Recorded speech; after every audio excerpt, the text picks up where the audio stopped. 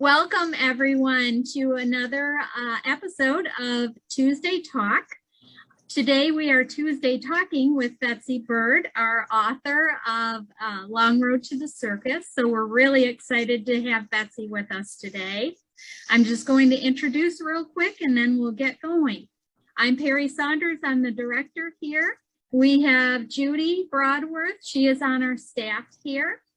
We have Allie and Virginia also, and we have Rachel and Ben with us today.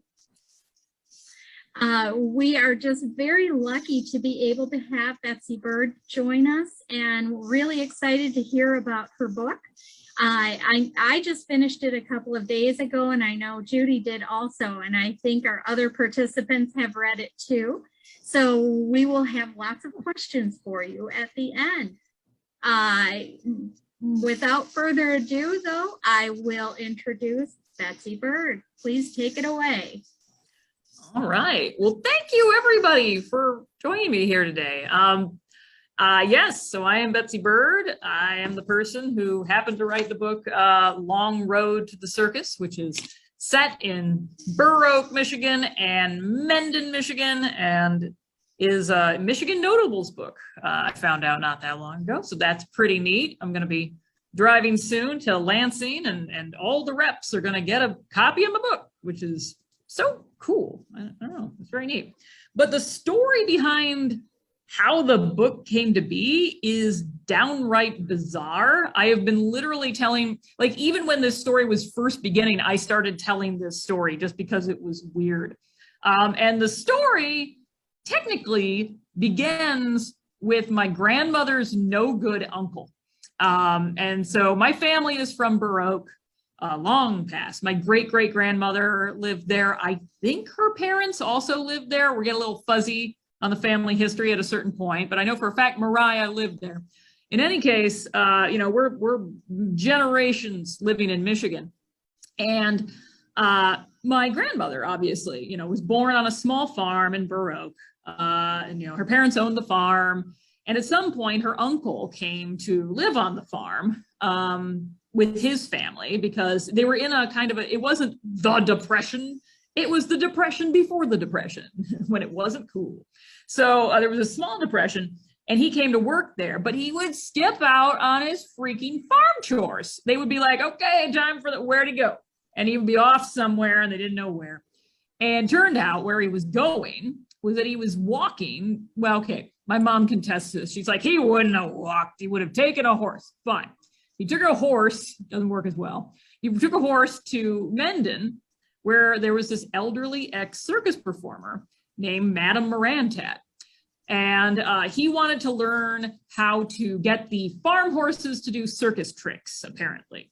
Anyway, this was like the crazy, you know how you have like family stories and they're not true because, you know, that can't be right. No, cousin Odie lost a toe and his brother was like, I'm going to keep going if you don't get your toe out of the way. You know, and then it becomes the family story. And that's what you're remembered for throughout history. Like, you lost your toe because you were dumb. Like, that's the kind of family story this was. It's like, sure, there was a circus performer who was over there with horses that had to be trained, whatever. Well, fast forward many years, my mom was in Kalamazoo, and there was this independent bookstore called Athena Books. And she worked there. And local illustrator David Small would often do a big book release party there. Now, David Small, he was my local illustrator when I was growing up. He was like, when I was in like 4th grade, he came to our class and we were in the library and he would like draw stuff and he was super famous. There was this TV show called Reading Rainbow and he had written this picture book called Imogene's Antlers and it had been on there and he was super famous. So I was super shy.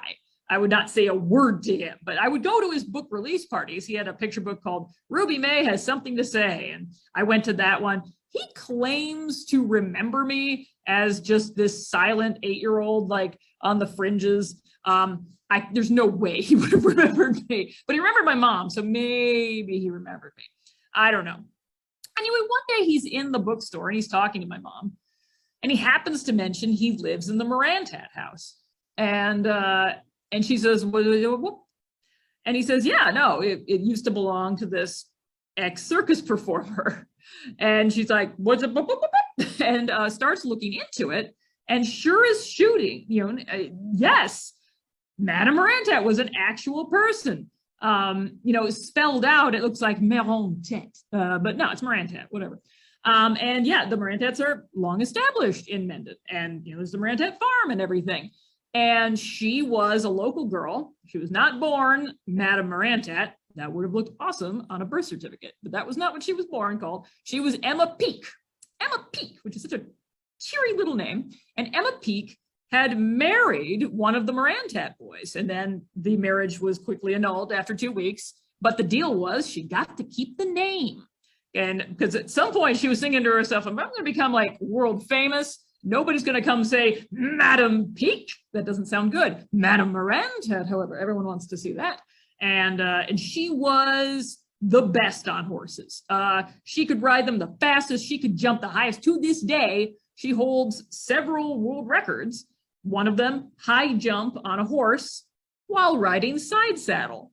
Side saddle being where your legs are on one side of the horse. And of course, in my book, I've got a lovely little section where I show exactly what side saddle actually entails. And so this is her daughter who did not make it into the book, her adopted daughter. But if you look in the book, you can see both legs boop, boop, are on the same side of the darn horse. And here she is like completely upside down with both legs boop, boop, on the same side of the horse. It was very hard to do this. And she was the champ, Madame Morantet. She was, a very, stoic woman. She was very strong. Lots of corsets, very, very Victorian-esque era.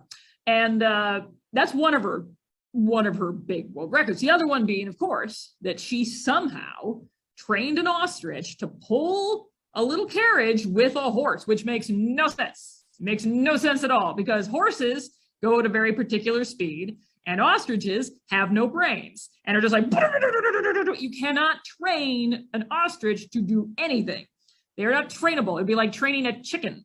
Try training a chicken sometime. It can't be done. Their eyeballs are bigger than their brains. This makes for problems. If a lion is coming to eat an ostrich, half the time it runs in circles because, see previous statement, its eyeballs are bigger than its brain. They're not great. So they can't be trained to pull stuff with horses.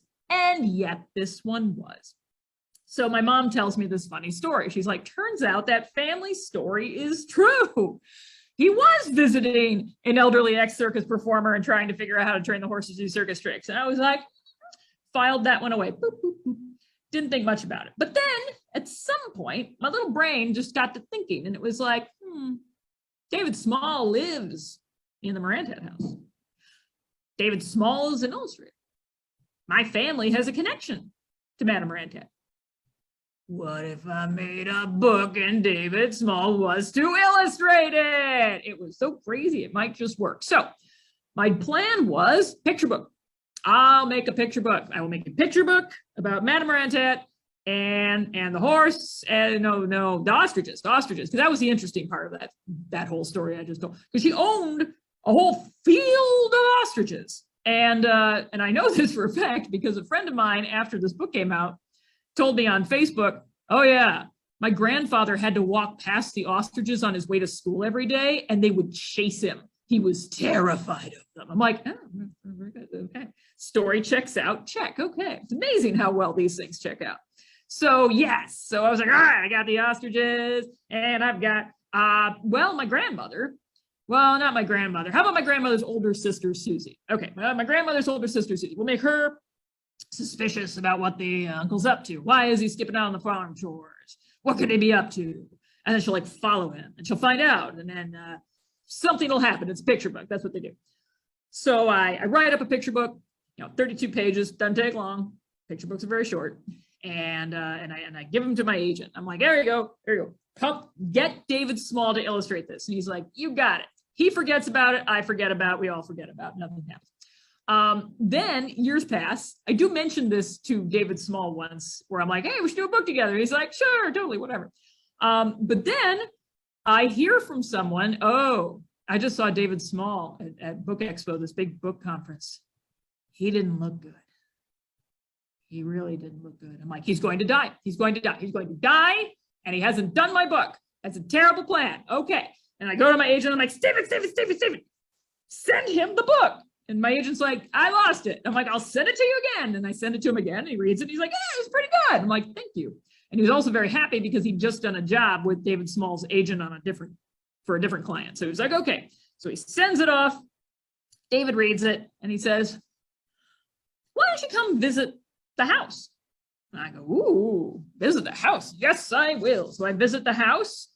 He comes out with his wife, Sarah Stewart, and they give me a whole tour, and we get to see the studio, and we get to see his little corner where all his awards sit, which is just a very little dusty corner. He just sort of throws awards there. So it's a big pile of awards. And then we go to dinner, and then he's driving back, and he's like, I just don't see it as a picture book. And I'm like, what is it? He's like, no, see it as a novel. And I'm like, novels are longer than picture books. They take longer to write. More to the fact, I'd never written a novel before. I'd written picture books. I've done 2 of those already. That was fine.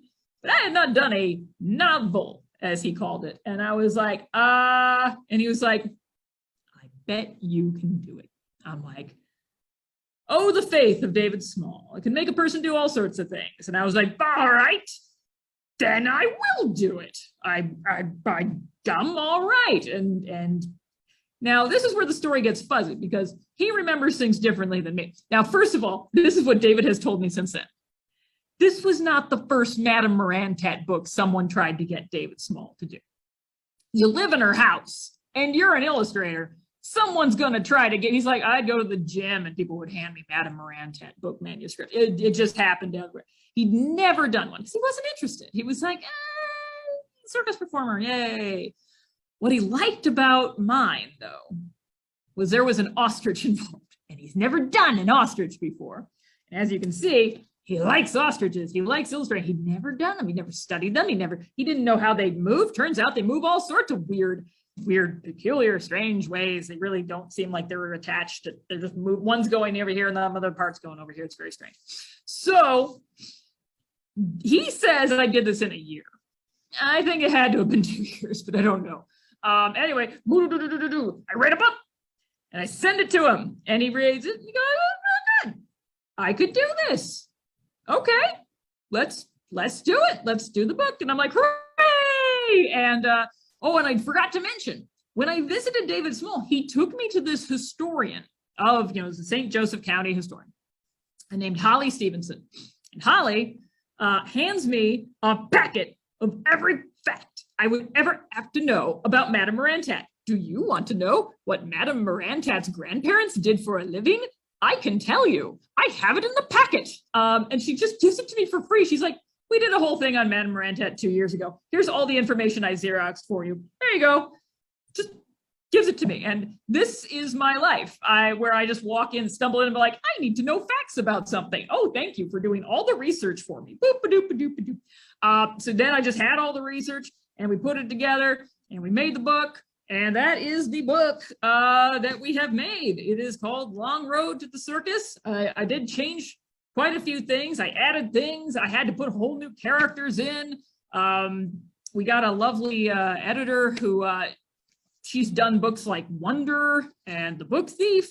She wanted to do my book. And I was like, okay. And then COVID hit. COVID went over all our plans.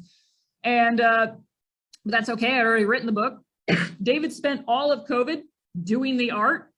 He did digital art for the very first time. He'd never done it before, which was amazing. Everything in this book is digital except for the cover, which I own. He sent me the cover. I'm very happy. It's framed in my dining room. And yeah, that's the long and short of it, basically, how the book came to be. And a lot of the facts and information is in the back with the photos and everything came from that packet of information. So if you want pictures of Madame Morantat, this is all from the Xeroxes, which is why they don't look great in here. It's like kind of fuzzy, but yeah, they're all accurate. And the facts about her are pretty darn accurate. I have changed the names. My family's family stories, my mother will be very quick to assure you, are not accurate. I made up a lot of stuff, but I also used a lot of family stories. I stole family stories like crazy. I just grabbed every family story I could. I stole my husband's family stories. I was like, can I use the Odie and the Toe story? And he was like, sure. And I grabbed the Odie and the Toe story and I put that in. So that's how you fill up a book. If you have a picture book and you turn into a novel, pillage your family's stories. That is the advice that I give. So I guess, are there any questions? Yes, I'm sure there are lots of questions. We'll open it up and do one question each. I really enjoyed the story. I love the local aspect of it, but I love learning about ostriches. So I'm looking forward to the questions here. Judy, go ahead. I think, Betsy, well, I absolutely love the book. First of all, I think I told you that when we opened earlier, but I wonder, and you partially answered this, the character of Susie, I found her fascinating. And I just, as a young girl, I was pretty adventurous myself, so I identified with her a little bit. But did you draw on anyone in your real life for her persona? I know you mentioned that it was your aunt or your grandmother's sister, but as far as her character. I mean, her character's not that far off. My grandmother's sister, Susie, grew up in Burr Oak, Michigan. She was going to go to college. The Depression hit, the actual Depression, the big one, and she couldn't go to college. So she ran away to Detroit, Michigan, which, in my family, that was the equivalent of running away to the circus, like Detroit, Michigan. The big It was a circus. Very much so. And she became a hairstylist. And then when her younger sister also could not go to college for the same reason, she swept her up. My grandmother swept her up, also got her into hairstyling college. So she was an adventurous person. Okay, so she was true to form then in the character. Yeah, I'm sure if you'd given her an ostrich, she would have jumped right on that ostrich's back. Love it. Thank you, Judy. Virginia, what's your question?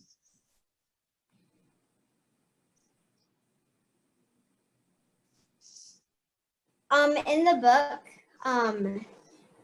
she wrote that the madam actually kissed the queen. Did that actually happen with someone she knew in her life? When she kissed the king, she did kiss the king, but we don't understand. This is a beautifully written thing in one of the news items. She met. So Madame Rantet traveled all around the world. She went to England, and one of her huge fans was the King of England. He was really into her show. He just thought she was bee's knees, and he went and saw her twice. And yes, though it could have been a kiss on the hand, I don't think it would have been a kiss.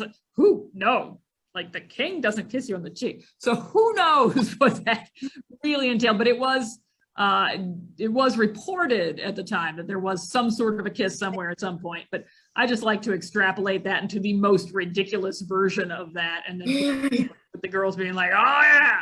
And I love in the illustration that David Small draws for that, the madam is the same age as in the rest. There's no young version of this. She's the same 85-year-old woman. And I'm like, yeah, I like that. It's kind of a weird kid luck.